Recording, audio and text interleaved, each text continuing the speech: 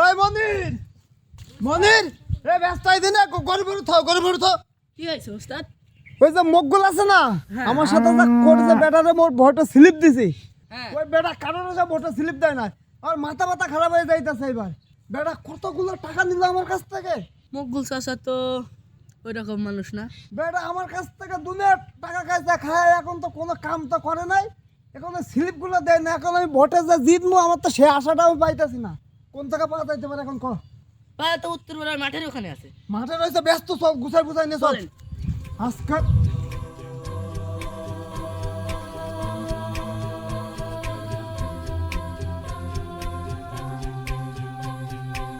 উস্তাদ পাইবি ভিতরে উস্তাদ।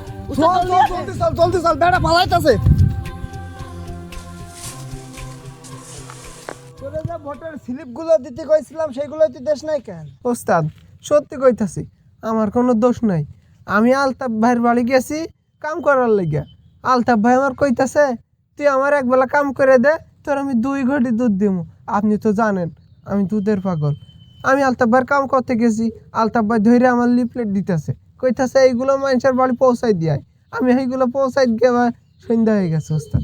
আর তুই আলতাবের লেগালা কি কাজ করতেছ শুনতাছি এই তোর উস্তাদ তোরে টাকা দেয় না, দুধ দেয় না তোর উস্তাদ। চল বেটা ব্যস্ত চল ওস্তাদ চল।